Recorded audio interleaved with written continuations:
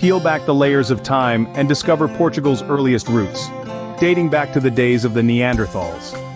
Picture the rugged landscape of Fernandes, where the discovery of Neanderthal-type bones provides tangible evidence of early human life. Imagine the thrill of unearthing such a significant link to our prehistoric past. Now let's travel forward to the Mesolithic and Neolithic periods. The contours of Portugal's cultural landscape begin to take shape during these times. Distinct cultures emerge, each leaving their indelible mark on the tapestry of history. These societies, primitive yet profoundly human, tell a tale of survival and adaptation, of community and innovation. These were the early chapters in Portugal's story, a narrative that would continue to evolve and expand. As the Neolithic period gave way to the Bronze Age, and eventually the Iron Age, the seeds of civilization were firmly planted in this fertile land. As time marched on, the cultural landscape of Portugal began to shift, setting the stage for a new era of influence and change. Fast forward to a time of powerful empires and cultural milestones. From Celtic tribes to Roman conquerors, Portugal's history is rich and varied. The Celtic tribes, known for their warrior culture and complex social structure, left an indelible mark on the Portuguese language and traditions. Their influence can be seen in the distinctive pottery, metalwork, and the intricate Celtic stone crosses that dot the Portuguese landscape. Then came the Romans, whose sophisticated empire swept across the Iberian Peninsula, including Portugal. Ah, the Romans. They were masters at integrating conquered lands into their empire. And Portugal was no exception. The Romans brought with them their language, which evolved into what we now know as Portuguese. They also introduced new technologies, legal systems, and architectural styles, forever changing the face of the region. But this was not a one-sided relationship.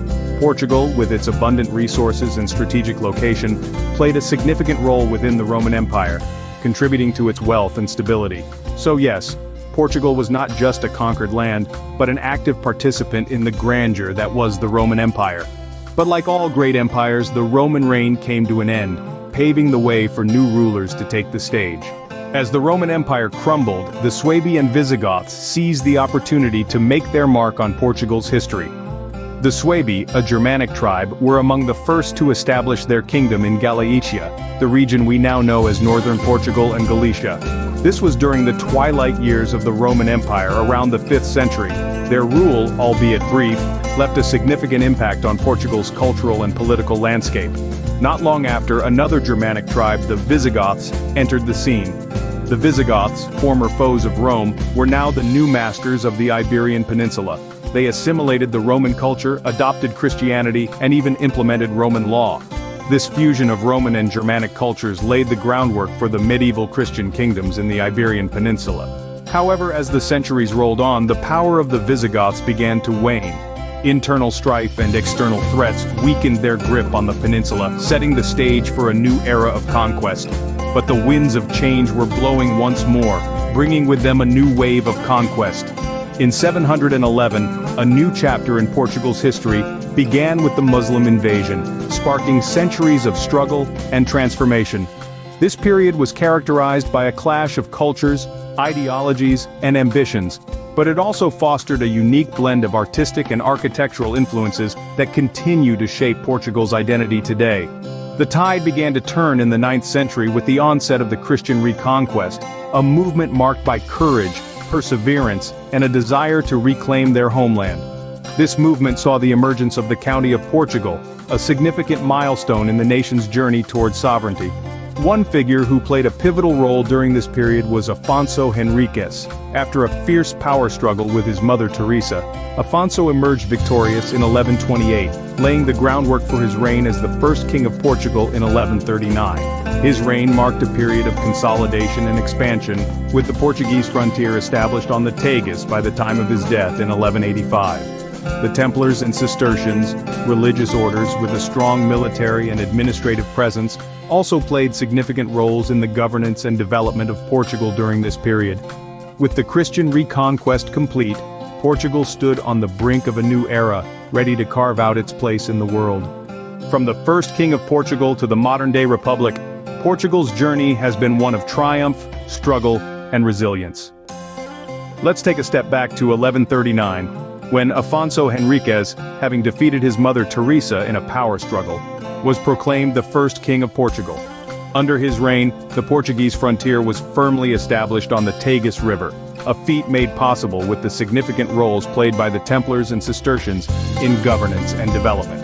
Fast forward to the Age of Discoveries, a period spanning the 15th to the 17th centuries. This was a time when Portuguese explorers ventured into unknown seas, charting new trade routes and establishing colonies. It was during this era that Portugal became one of the world's major economic, political, and cultural powers. However, the wheel of time turns and fortunes change. The 18th and 19th centuries saw Portugal grappling with social and economic challenges. It was a period marked by the loss of its colonies, internal strife, and an era of reform. The First Republic was established in 1910, marking a significant shift in the nation's governance. Yet stability was still elusive. The Estado Novo, or New State, was a dictatorial regime that seized power in 1933. Under its iron grip, Portugal experienced years of repression and isolation from the global community. The winds of change, however, were unstoppable. The Carnation Revolution of 1974, a peaceful coup led by the military, overthrew the Estado Novo. It marked the birth of the Third Republic, paving the way for democratic rule. Through every twist and turn, Portugal has weathered the storms of history, emerging as the vibrant, diverse nation we know today. But remember, history is always in the making. Who knows what the future holds for this remarkable country? In the span of just a few minutes, we've journeyed through thousands of years of Portuguese history. We've traced the footsteps of Neanderthals, witnessed the emergence of distinct cultures during the Mesolithic and Neolithic periods, and felt the impact of Celtic and Roman influences. We've seen the rule of the Suebi and Visigoths, marveled at the dramatic changes brought by the Muslim invasion, and cheered for the beginning of the Christian Reconquest in the 9th century. We've celebrated the establishment of the County of Portugal and the crowning of Afonso Henriques as the first king of Portugal. We've watched Portugal's frontier firmly establish itself on the Tagus, with the Templars and Cistercians playing pivotal roles in governance and development. From these ancient roots, Portugal has grown into the vibrant and diverse nation we know today. This journey through time serves as a reminder of the resilience, tenacity, and spirit of the Portuguese people. Thanks for joining us on this historical journey. Stay curious, keep exploring, and remember, history is not just about the past, it's about understanding our world today and envisioning the possibilities of tomorrow.